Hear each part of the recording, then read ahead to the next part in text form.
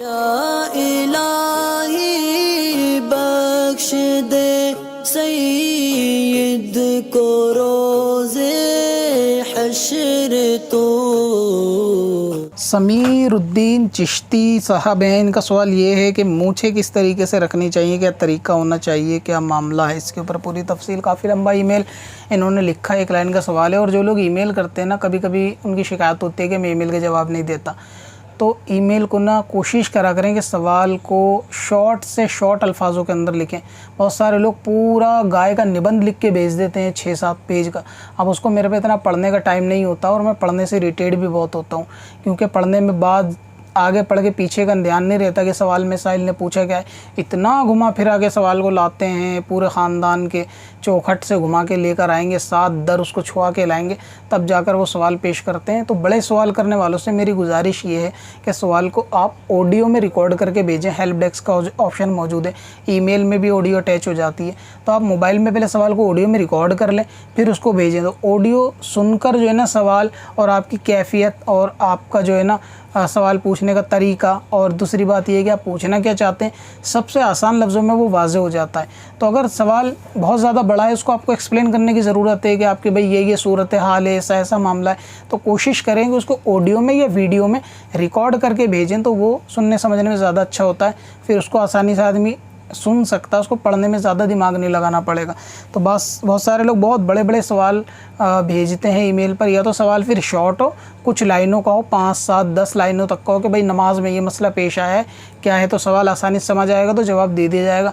और जब पूरे पूरे इतने बड़े बड़े लेक्चर उसके अंदर लिखे होंगे तो मैं उनको पढ़ता ही नहीं हूँ, डिलीट कर देता हूँ बिना ईमेल को पढ़े, यानी बड़े होते हैं। और अक्सर वरना फिर मैं रिप्लाई कर देता हूँ कि सवाल ऑडियो में भेजो, तो आपको चाहिए कि सवाल ऑडियो में भेजा करें। मूछें रखने का जो तरीक़ेकार है वो रखने ना रखने दोनों तरीक़ेकार सही हैं, यानी अगर रखना चाहें तो भी ठीक, नहीं रखना चाहें तो भी ठीक।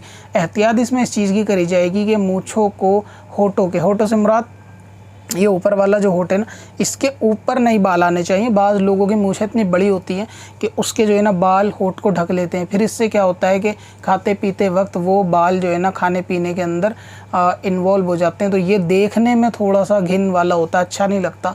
तो इसीलिए जो है ना ये, और मूछों को बढ़ाना ये कुफ्र से, काफिरों से जो है ना वो मुशाबित भी है कि उसको मुतकब्बिरीन की तरीके से जो है ना तेश देना या उसको बल देना या ऊपर की तरफ उसको घुमा के रखना, तो इससे जो है ना परहेज़ करना चाहिए। बाकी मूछें अगर कोई मुतलक नहीं रखता तो भी उसमें कोई गुनाह वाली बात नहीं है, और अगर कोई रखता है हल्की तो भी उसमें गुनाह वाली बात नहीं है, और अगर कोई भारी भी रखता है तो भी गुनाह वाली बात नहीं है।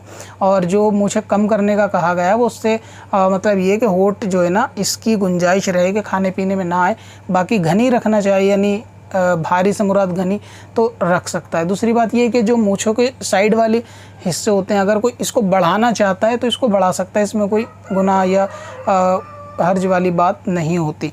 तो मूछों के जो बाल बढ़ाना मना है वो होठ के ऊपर बढ़ाना मना है, वो ना बढ़ाए जाएं, होठ के ऊपर ही रखे जाएं, और उनको फिनिशिंग के साथ ही रखा जाए, यानी उसकी सफाई का भी ख्याल रखा जाए, ताकि ये कि चेहरा देखने में, किसी से बात करने में वो बदनुमाई चेहरे के अंदर पैदा ना हो, वो ऐब पैदा ना हो, किसी को चेहरे देखकर कोई ऐसी घिन वाली बात ना आए कि आदमी ये देखे कि यार ये लोग, यानी मुसलमानों को, इस्लाम को ऐसा समझे कि ये लोग सफाई सुथराई में कितने लापरवाह होते हैं।